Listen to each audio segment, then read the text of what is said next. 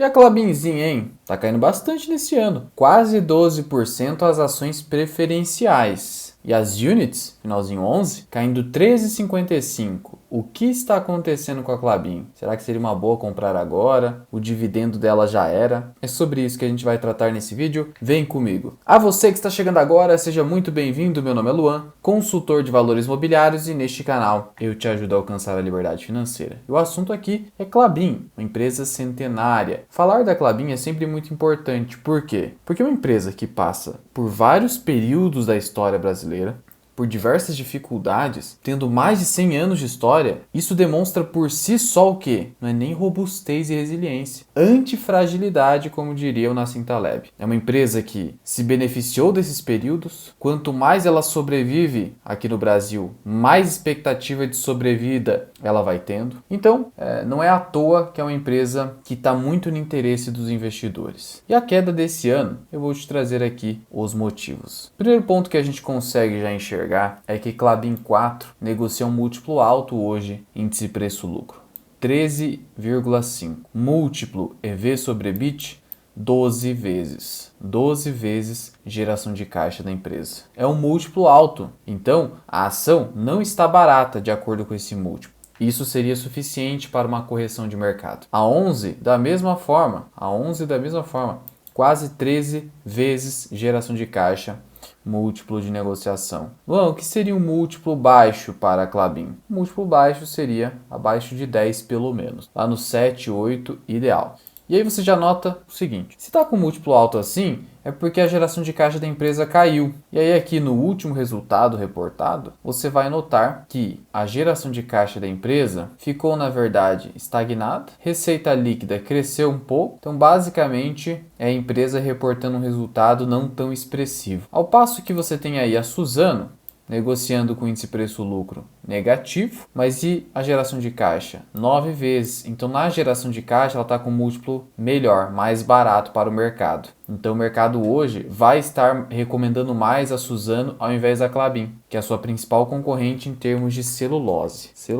E hoje a Klabin tem um negócio bem dividido. A metade é celulose, a outra metade é papelão. Então é um negócio que é difícil, porque quanto mais você diversifica a sua atividade, fica mais difícil de ser bom nas duas atividades. Só que a Klabin consegue fazer isso. Por isso, não à toa, passou por mais de 100 anos. Temos ainda a Irani, que aí seria a concorrente da Klabin somente na parte de papel e papelão. E a Irani negocia 6 vezes lucro e é uma relação EV sobre EBIT de 9 vezes. Então, você já nota o seguinte, a Klabin está mais cara que a Irani e está mais cara que a Suzano. Só que olha só o que aconteceu com a Suzano nesse ano. Queda também de mais de 10%. E a Irani? Subiu 15%. Opa! O que está acontecendo? Primeiro, você sempre precisa lembrar do fenômeno de regressão à média. É sempre importante lembrar. O que aconteceu no ano passado, 2024? 2024, Irani caiu 30%. Suzano subiu 20%. Klabin subiu 13%. E aí você já, então é alguma coisa relacionada ao setor de celulose. Claro, porque Klabin e Suzano subiram e agora nesse ano a Irani que está subindo, o que está acontecendo? Primeiro que a Irani está procedendo a um programa de recompra de ações, está recomprando. Porque o resultado de Irani não foi grande coisa. Resultado ok. Você vai notar aqui que a Irani registrou uma receita líquida com um leve crescimento e o lucro líquido ele veio muito de reconhecimento de crédito tributário, algo que engana muitos investidores. E aí que a gente entra aqui no preço da celulose, contrato futuro. Olha a correção aqui da celulose nesse ano, uma baita correção. Então a queda do preço da celulose faz com que o mercado já precifique essas empresas que vendem celulose, exportam celulose, para baixo. Claro,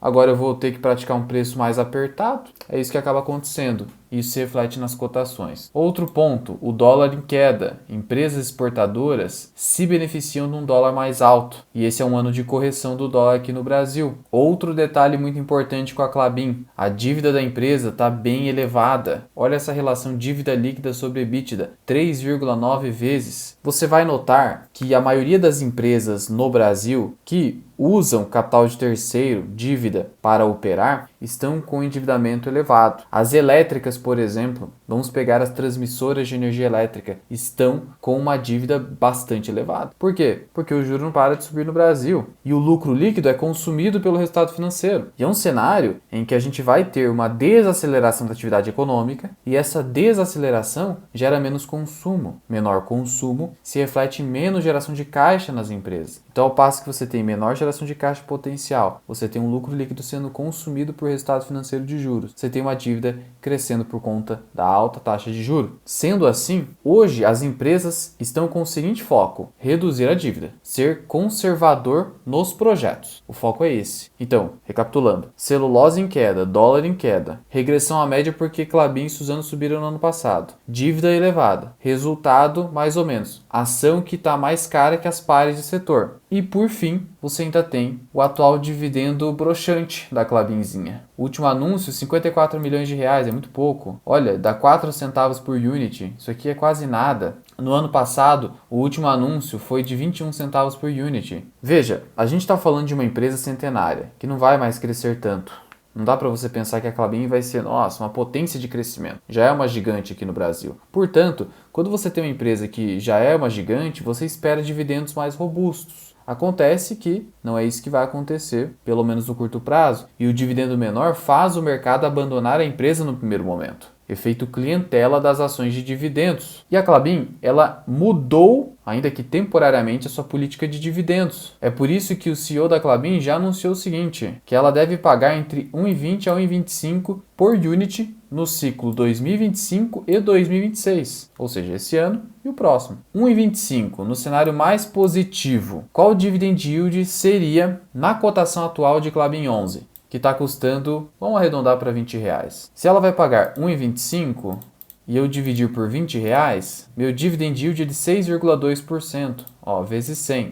Ou seja, se você utilizar hoje o critério do Décio Bazin de preço teto para a Klabin, você não poderia comprar Klabin acima de R$20 a 11. E em relação a 4, acima de R$4. Não, máximo. Preço teto de R$4 e de R$20 na 11. Assim você fica tranquilo e com margem de segurança e pelo menos garantindo os 6% de dividend yield. Então, muito abaixo do preço atual, eu não vejo a Klabin caindo tanto. Já teve uma queda interessante. Pode cair mais? Pode. Mas agora já abriu a margem de segurança que a gente precisa. E o meu foco em Klabin está nesse fato relevante. Que o mercado ele acaba ignorando o curto prazo, porque isso aqui é algo que está muito lá no futuro. E o que é esse fato relevante? É um fato relevante do dia 7 de fevereiro de 2024.